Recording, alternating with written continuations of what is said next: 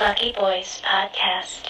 What's the next belt to get, you know? Sort of like you were in survival mode, now you're in thriving mode, right? So you're trying to thrive. You have a little bit of money. Yeah. So now you want to, you know, if the ultimate end goal is to reach FIRE, financial independence, retire early, how do you get there? Now that you're here, how do you accelerate that?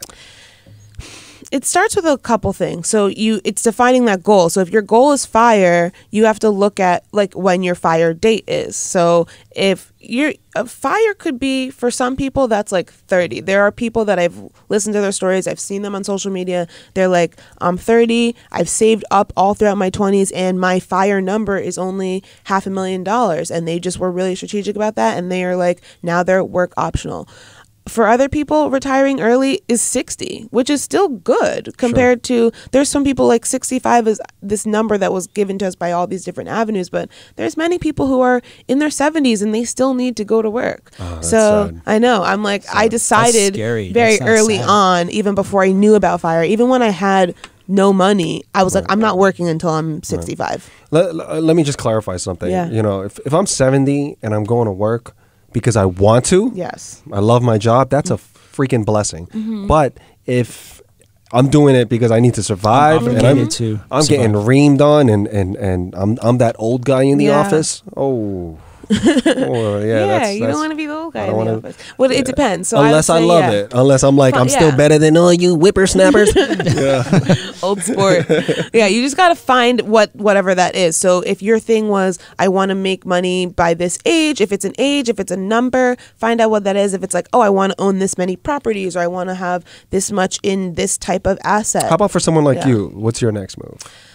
My next move is increasing my savings rate. So part of all those people that were able to reach FIRE early was, getting to a point where they're saving 50, 60, 70% of their income.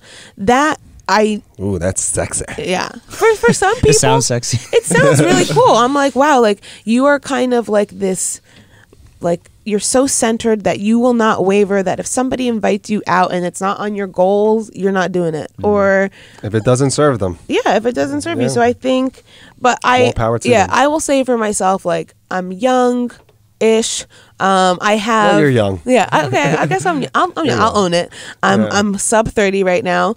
I know that there are a couple things that I'm going to want to do that won't allow me to get to that savings rate. Like my friends are getting married in Italy. I don't have to go. I'm not in the wedding, but I've never been to Italy and I can afford to do it. And I'm going to pay cash for that trip, so I'm going. But if I was really points. Yeah, I'm going to pay points and cash for that trip. But if I really was like, no, I'm trying to be FIRE by XYZ, can't go. Like you can just cut those things out. I'm not there yet. I think that's great that you have that healthy balance. I think it's so important. I mean, because that's important to you, and you're being realistic about it. You're not going to make sacrifices to the point where you're going to miss out on life experiences. Yes. Because at the end of the day, you're not going to be thinking about when you're old about your bank account. Yeah. You're going to think about you want to be able to reflect and look back on pictures and those experiences. I think that people are like, oh, having things over experiences. Like I said, I used to work in fashion. I used to care. I still care. Everyone cares about what they look like or how they come off to other people. Not everybody, but most of us do. But I just think and value things a little bit differently. And now experiences are so big.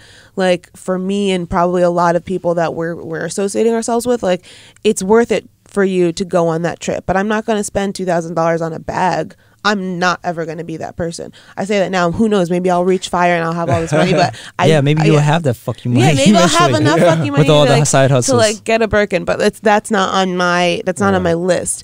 One of the other things, maybe your significant other will buy it for you. Okay, and I don't turn down gifts, so someone will give me that. Or you want to send them a message right now? Yeah, okay. But one of those things you said is like being that whippersnapper or being that older person in the office is like part of like Dave Ramsey's philosophy. There is a lot of sacrifice built into that. He says like you're not gonna go into a restaurant unless you're working there. Like if you're in a significant amount of debt. I do agree with that to a point, but that might not be realistic for everybody. Like it just is not. Like everyone has the ability to. You can have so much conviction, but it's just life happens, things come up, etc.